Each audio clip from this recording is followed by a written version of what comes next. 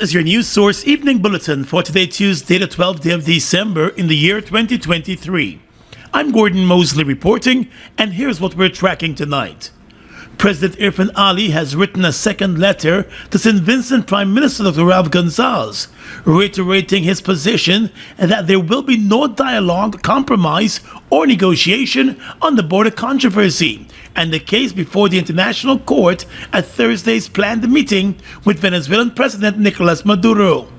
In the 4-page letter that was dispatched today, President Ali responded to some of the claims contained in Maduro's acceptance letter to the meeting.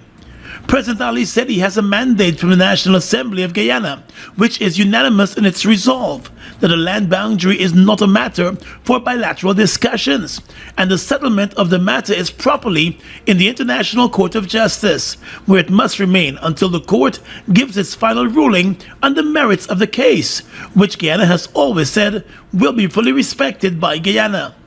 The president reminded that talks between Guyana and Venezuela on the controversy went on for years as part of the UN Good Offices process. And once those talks ran their course, it was the UN Secretary General who decided on the final means for the settlement of the controversy, pointing to the International Court, where Guyana filed its case back in 2018. President Ali said the process, as set out in the 1966 Geneva Agreement, was followed. He also reminded that while Venezuela has repeatedly objected to the arbitral award, it has never offered any credible support or evidence for its contention of nullity and invalidity of the 1899 arbitral award, which settled the boundary between then British Guyana and Venezuela. President Ali said Venezuela has also not offered evidence to contradict the validity of the 1905 agreement signed by both parties, fixing the boundary along the line established in the 1899 arbitral award. The president also described as inaccurate Mr. Maduro's statement about Guyana handing out oil blocks in a maritime area yet to be delimited. According to President Ali, contrary to Maduro's misleading assertion, all of the oil blocks are located well within Guyanese waters under international law, including the United Nations Convention on the Law of the Sea, which guarantees coastal states the exclusive rights to the resources in the sea and seabed within 200 nautical miles of their coasts. The president also dismissed Maduro's allegation of meddling by the U.S. military, reminding that the government of Guyana maintains its sovereign right to engage in any form of cooperation with its bilateral partners and does not support intervention in the internal affairs of any other state. He said any allegation that a military operation aimed at Venezuela exists in any part of Guyanese territory is false, misleading, and provocative. President Ali also told Dr. Gonsalves that he is prepared to speak to President Maduro on any other aspect that may contribute to improving and strengthening amicable relations between the two countries. But there will be no negotiation on the border controversy and the case before the International Court. He made a similar statement recently when he spoke to reporters. The controversy shall be settled at the ICJ. There's absolutely no wavering from this position. And I want to make it very clear that this is not a Guyanese position. This is a position from the Geneva Agreement. This is a position in which the United Nations Secretary General ascribed the settlement of this case to the ICJ. So this is a position that all of us have to respect. The Venezuelan President Nicolas Maduro has stated that he believes the meeting will be the beginning of discussions on the border controversy. More news coming up in just a moment. 'Twas the start of GTT Christmas and all through the land. Not a smartphone was silent, all buzzing in hand. The stockings were hung by the modem with care, in hopes that GTT prizes would soon be here. They say top up a grand or activate a data plan and just find the letters to GTT Xmas in the land. Plus, pay your bills on time, don't be a Grinch, and you could be a winner of the GTT Mega Million. Oh my lord! I just love to shop in this store. My customers, them gonna love all these things. So many different things in one place. household items, electronics, toys, stationery, confectionery, exercise equipment, shoes and clothes for men, women, and children, school things, costume, jewelry, perfume, makeup. Oh, look, the makeup! Giftland Office Max, Guyana's favorite department store.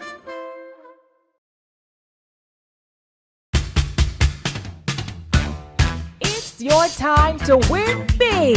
The Massey Stores Christmas Jackpot promotion is back and bigger than before. Spend $5,000 at any Massey Stores to be the lucky winner of a brand new MGZS and fantastic weekly store prizes from now until January 31st, 2024. What are you waiting for? Head to your nearest Massey Stores to shop now. See our Facebook and Instagram pages for more details. Massey Stores, our family serving your family. It's one of your biggest goals, getting your own home, where memories are made, where happiness lives. You may feel that home ownership or renovation is beyond your reach, but we at Republic want you to know that there's always a way. Ask us about our suite of mortgages. Let's help make your housing wishes come true. Or advise on how the equity in your existing home can finance other dreams and goals. Call or go online to learn more. Bust the flavors. We're full of flavors. Bust the flavors that me crave for. We're full of flavors. Tell your neighbors about the bust the flavors. Grab a bust the flavors. Yeah, thirst buster. Grab a buster. Bust the flavor, taste the savor. Bust the flavors. Bust the flavors. While President Irfaan Ali has made it clear that there will be no negotiation of the border controversy or Guyana's case before the international court at Thursday's planned meeting with Venezuelan President Nicolas Maduro, the Venezuelan leader intends to raise the issue and use the meeting as the beginning of dialogue on the matter. The meeting is set to take place in St. Vincent under the auspices of CARICOM and the Community of Latin American and Caribbean States, CELAC. In accepting the invitation to the meeting, the Venezuelan president in a statement last evening indicated that he intends to use the meeting to discuss the territorial controversy between Guyana and Venezuela. As we reported earlier, President Irfaan Ali has since responded to that and has indicated and reiterated that there will be no discussions on the border controversy or the case before the ICJ. Mr. Maduro, in his letter last evening, said his country still believes that the settlement of the controversy should be through dialogue, adding that he is attending the meeting with a mandate from the people of Venezuela, who voted in a recent referendum laying claim to Guyana's Essequibo region and rejecting the involvement of the International Court to settle the controversy. While the court has established jurisdiction to hear the matter, Maduro insists that the court's involvement violates the Geneva Agreement on the controversy. He said the meeting will serve as an opportunity to clear up the elements that have aggravated the controversy. President Ali has said that there will be no budging of Guyana's position, that the border dispute was settled since 1899, and that the Essequibo belongs to Guyana. Let's tell you now that leader of the opposition, Aubrey Norton, has indicated that he was briefed by President Irfaan Ali on the upcoming meeting with Venezuela's President Nicolas Maduro. However, he stated that it is the opposition's expectation that the meeting will focus on the maintenance of peace within the region and the de-escalation of tension between the two countries. Speaking in the National Assembly on Monday, the opposition leader said while the opposition is in support of the meeting, it would like to see the meeting's agenda ahead of Thursday. We would like to see a clear agenda before the meeting. I believe it is in the interest of the people of Guyana, not the PPP, not the AP and UFC, but the people of Guyana, to have a clear agenda moving forward, so that when we arrive for discussion, there is little or no scope to bring anything in that isn't part of it. Mr. Norton also made it clear that while the opposition is in support of dialogue, there should be no discussion or compromise on the Essequibo region and or the border case before the International Court of Justice. I want to remind this House that we were in the forefront of saying there could and must be dialogue but not on the Guyana Venezuela territorial countries. Mr. Norton said the opposition's position is consistent with the November 6 resolution, which not only reaffirmed the country's recognition of the 1899 arbitral award, which established a boundary between Guyana and Venezuela, but also addressed the importance of offering support to the government in its pursuit of a peaceful and lawful resolution of the controversy before the International Court.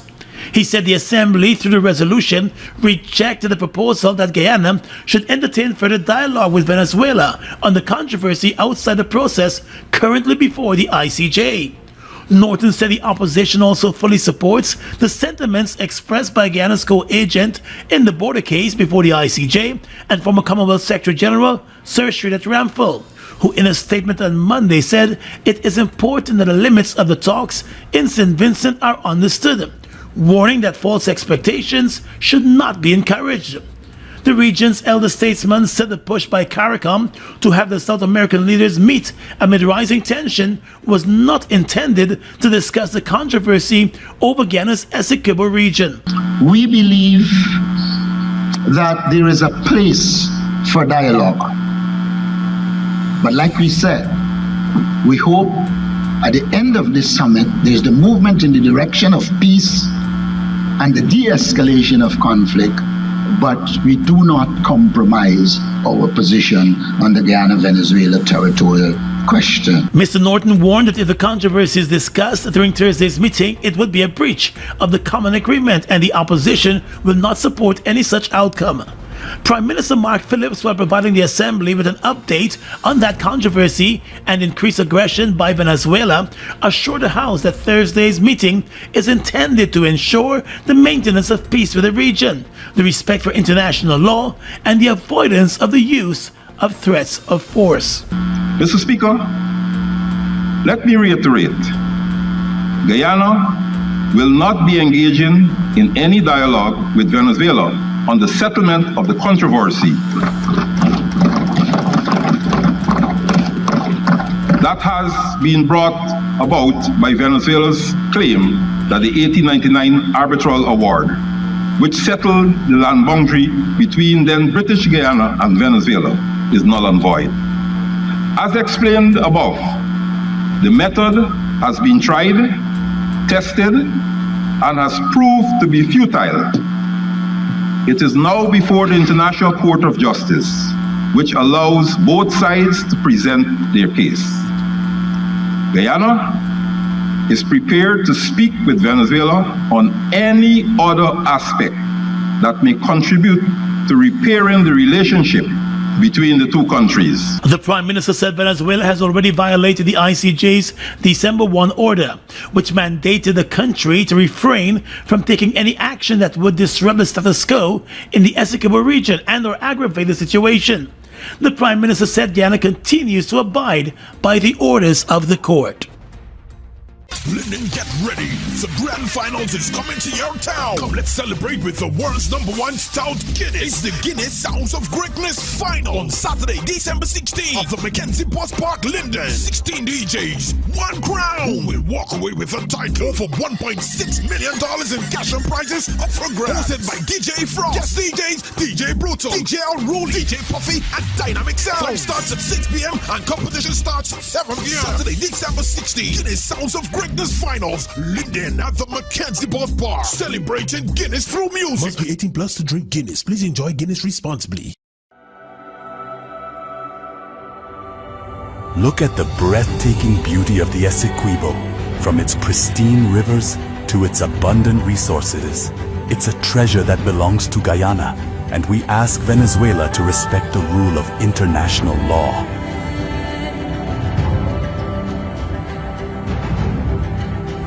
Our commitment to this land is not just about ownership. It's about preserving its beauty and resources for our people and future generations.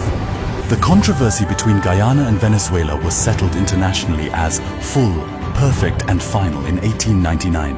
Essequibo belongs to Guyana.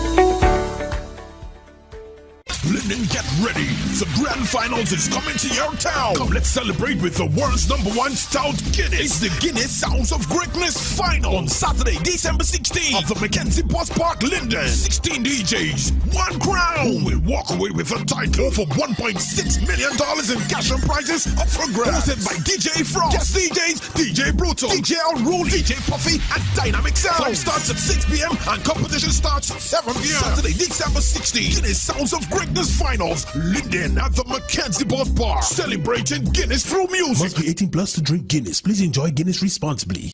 Now to that helicopter tragedy. One of the two soldiers who survived last Wednesday's helicopter crash that claimed the lives of 5 servicemen suffered second-degree burns and a broken rib, Prime Minister Mark Phillips has reported. During yesterday's sitting of the National Assembly, the Prime Minister said while the two survivors, Lieutenant Andy Crawford and Corporal Dwayne Jackson, are recovering well, Corporal Jackson remains a patient in the Georgetown Hospital, where he's being treated for a broken rib and second-degree burns. Corporal Dwayne Jackson, on a comprehensive examination over the past 48 hours, has been found to have a broken right fourth rib and second-degree burns on both gluteus. While these findings are not life-threatening, Corporal Jackson is undergoing treatment, including dressings, antibiotics, and pain relief. The Prime Minister said Corporal Jackson remains fully conscious and in good spirits and is surrounded by his family as he undergoes treatment at the public hospital. News source understands that when the helicopter crashed through the trees and eventually hit the ground, bursting into flames, it was Jackson who pulled the other pilot, Lieutenant Crawford, and Staff Sergeant Khan from the helicopter. By then, the other 3 servicemen were already dead. Khan reportedly died hours after the crash from massive burns and other injuries. GDF pilot Lieutenant Crawford has been making a good recovery. He is said to be badly traumatized by the deadly crash and all that he witnessed and experienced. Lieutenant Crawford can walk and move unaided. He is receiving appropriate treatment and remains fully conscious, oriented, and coherent. In good spirits, Lieutenant Crawford is accompanied by relatives during this time. The helicopter crash claimed the lives of retired Brigadier Gary Beaton, Colonel Michael Shahood, Lieutenant Colonel Sean Welcome, Lieutenant Colonel Michael Charles, and Staff Sergeant Jason Kahn. In his update to the National Assembly, the Prime Minister provided a detailed breakdown of the search and rescue mission from the time the force lost contact with the helicopter on Wednesday to the point of extraction on Friday. He said the nation remains in deep mourning for the loss of the fallen servicemen, who at the time were providing support to the country's military men and women at the border locations. May the legacy of the fallen soldiers endure as a symbol of valor within the force, providing strength and inspiration during this profound sorrow. Mr. Speaker, I also wish swift recovery to Lieutenant Andy Michael Crawford and Corporal Dwayne Jackson and offer sincere condolences for the loss of their comrades. We are grateful for their courage and resilience. It will be remembered with great respect and gratitude from our country. We're thankful that despite the adverse conditions and against the odds, they were able to return home to their families. The Prime Minister said the servicemen were the embodiment of courage, dedication, and selflessness, and served with valor and were ready to defend the country against any threat. Well, 4 months after the National Assembly approved more than $62 billion in supplementary funding, the government has returned to the House, seeking an additional $24 billion and the approval for $1.8 billion that it has already spent. Senior Minister responsible for Finance, Dr. Ashley Singh, presented the Financial Papers number 4 and number 5 to the National Assembly on Monday, seeking the additional funds. Of the $24 billion being sought from the Consolidated Fund, the government is seeking more than $2.7 billion for the provision of additional resources, including the procurement of assets for the Guyana Fire Service and another $1.2 billion to facilitate the Guyana Defense Forces expanded work program. Under the Ministry of Agriculture, the administration is seeking $6.2 billion for the provision of additional resources for the National Drainage and Irrigation Authority, the Mahaica-Maikoni-Abari Agricultural Development Authority, while some $2 billion is being sought for the Guyana Sugar Corporation, Gaisuco. Additionally, approximately $3.6 billion is being sought under the Ministry of Health. Of that sum, more than $3 billion will be used to support the rollout of modern healthcare infrastructure countrywide, primarily in connection with the construction of a modern hospital complex at New Amsterdam. Meanwhile, regions 1, 6, 7, 8, and 9 are also in line to benefit from additional resources. Meanwhile, the government is also seeking just over $1.8 billion that was taken from the contingency fund between the period October 1 to December 8 of this year. Of that sum, the government contributed $382.4 million to the regional security system and provided Gaisuco with an additional $643.6 million to help meet its operational costs.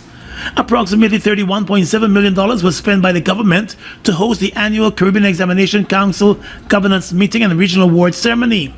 In early August, the National Assembly approved more than $61 billion in supplementary funding. 1 month earlier, $31 billion was also approved in supplementary funding. The opposition voiced its concerns on Monday over the government's continuous approach for supplementary funds, having been allocated a massive $781.9 billion in this year's budget, which the government celebrated as the largest ever. The APNU-AFC opposition said it is becoming clear that the government is not managing the nation's finances in a proper manner. This evening, investigations are continuing into the shooting of that car owned by popular journalist Travis Chase, moments after he stepped out of it. The incident took place last night at Durban Street and Cemetery Road here in Georgetown. According to reports, it was just after 7 p.m. that Chase stepped out of his Toyota motor car to visit a relative, and while doing so, he heard gunshots while walking in the yard.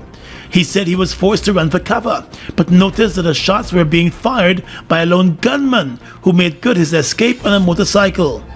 An off-duty policeman who was at a supermarket nearby reportedly witnessed the incident.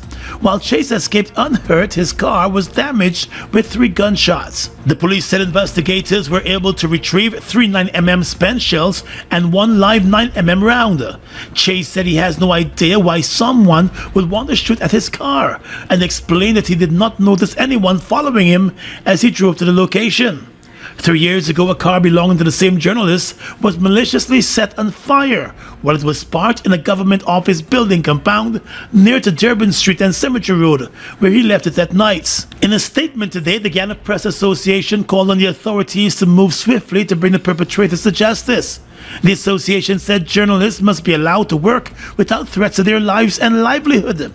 The GPA has since notified its regional and international partners of the latest development.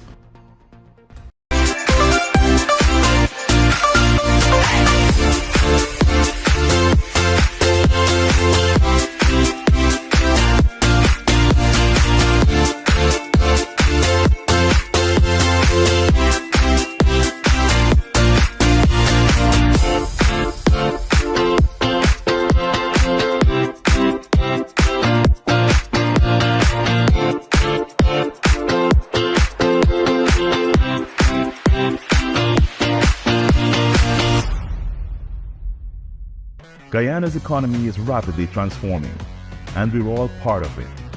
Guy Oil is at the forefront of this development by providing reliable and efficient energy and supporting community development from the very core.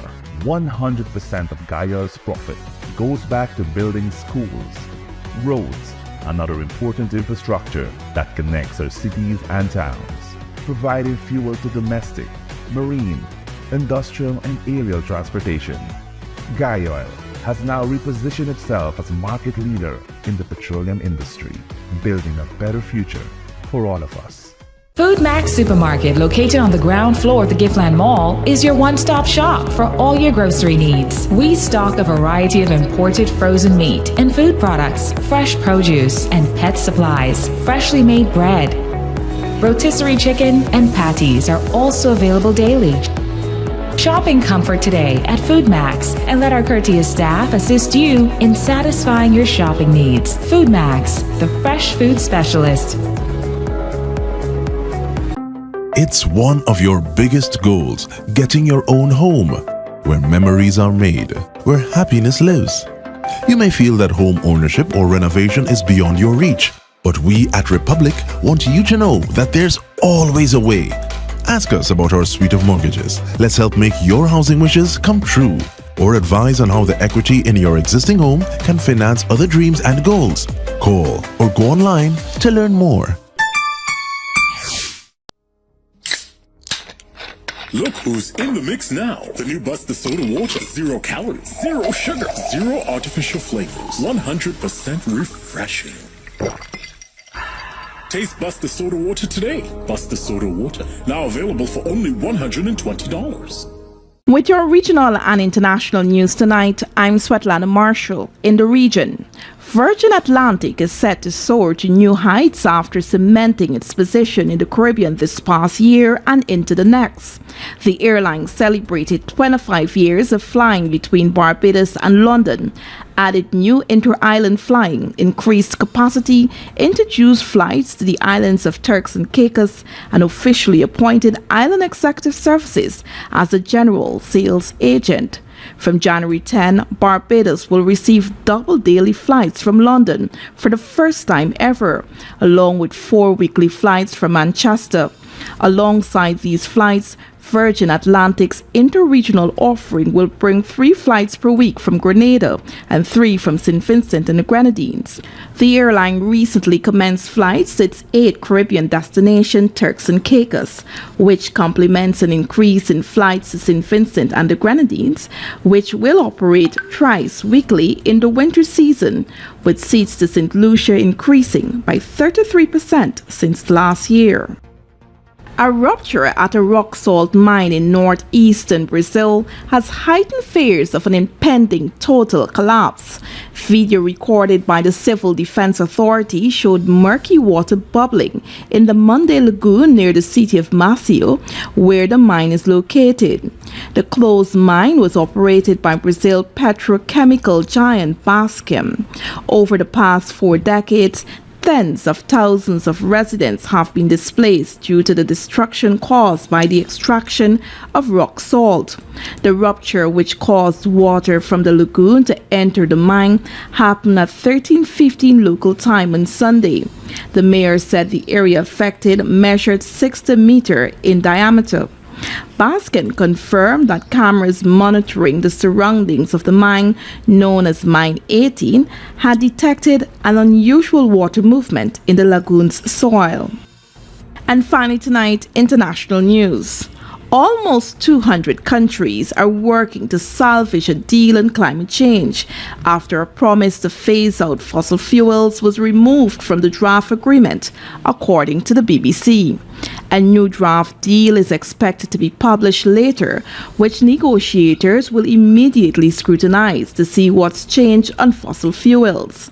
Source tells BBC the new text will be more ambitious than the previous draft, and negotiations to agree to a deal will run through the night if necessary. The US, EU, small island nations, and the UK were among those who criticized the draft published on Monday, saying it did not go far enough. Some had hoped the world would commit to phasing out coal, oil and gas for the first time, but wording on this was unexpectedly dropped. However, a COP28 chief said the latest proposal was a starting point and they had spent the night getting feedback. All 198 countries must agree for there to be a deal. Burning fossil fuels drives global warming, risking millions of lives. So far, governments have never collectively agreed to stop using them. And that's your News Source Evening Bulletin for tonight. I'm Svetlana Marshall reporting and encouraging you to stay safe.